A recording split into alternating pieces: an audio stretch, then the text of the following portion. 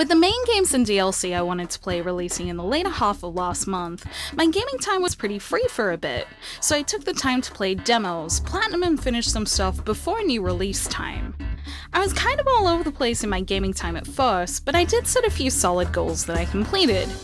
I finished all of NieR Automata's main routes finally, played Alice, God Wars, and Episode Prompto at launch, and platinum Persona 4 Dancing All Night. Most of all, I tried a few new interesting experiences I'm excited to talk about, so here are the JRPGs I played in June.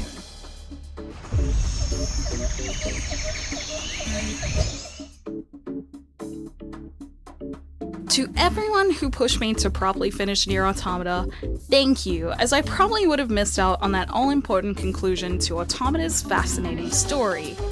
Automata gets my Game of the Month again because as soon as I got Ending D, I dropped everything I was doing to go get the last two, and I love it when a game gives me that sense of urgency. The ending sequence was really unique and beautiful, and left me wanting more of Yoko Taro's weirdness. I intend on updating my review at some point to reflect everything for those wondering, and if you've played or are playing NieR Automata, I also urge you to go play those all-important ending chapters, as they really are essential to understanding the story. As I mentioned in May, I was tossing up between God Wars and Valkyria Chronicles to play in June, and this demo helped me make my decision. I enjoyed Valkyria Revolutions combat as someone who hasn't played Chronicles, but I don't know how I feel about the story.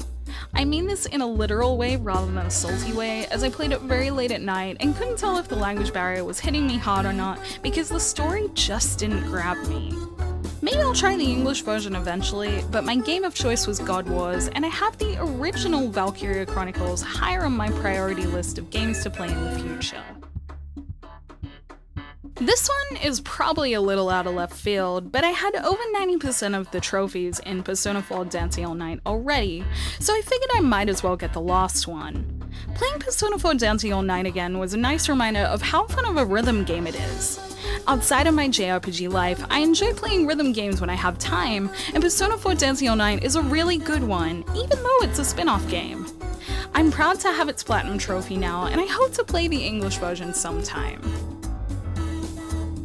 Honestly, I didn't play as much Persona 5 as I would have liked to in June, but my social links are definitely still in the back of my mind, particularly now I've finished playing NieR. I don't even think I got through a whole in-game month of Persona 5, so I think I need to get back to my Platinum Trophy mission soon. I will say, playing new games after Persona 5 has been hard, as a part of me expects that kind of quality from everything now, but it's good knowing that at least I can come back to Persona 5 anytime.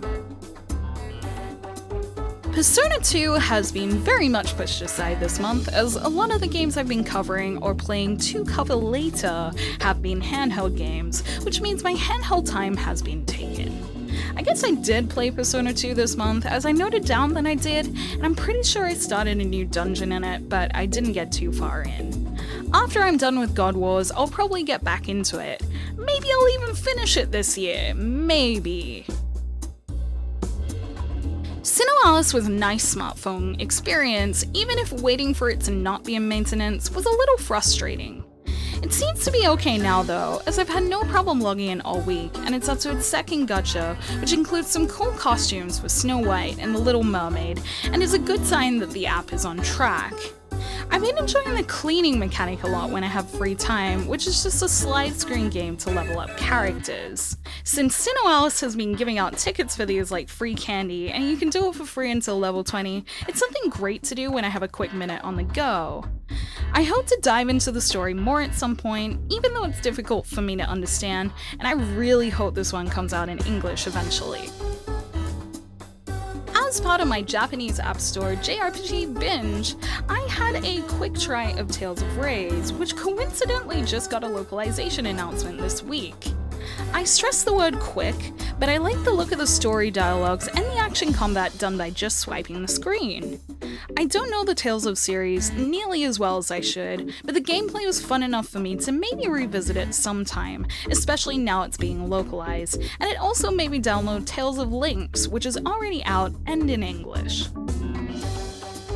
I played Final Fantasy XV a few times this month. Some of those times were to play Episode Prompto, even post-completing it, And before episode Prompto came out, I logged in to do a thing I call recipe hunting, where I find recipes missing from my archive and make Ignis say the recipe thing.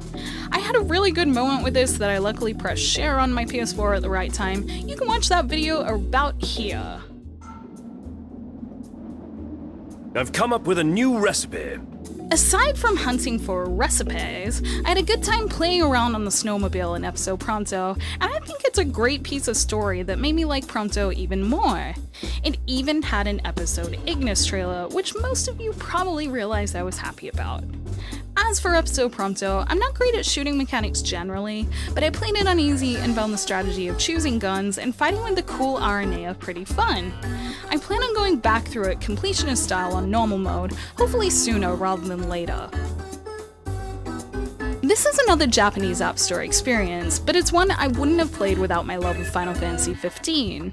The tactical smartphone JRPG that seems to translate to whom the Alchemist exists had a Final Fantasy XV collaboration for a while where you could unlock the main party, and it was much more than just your average character draw collaboration.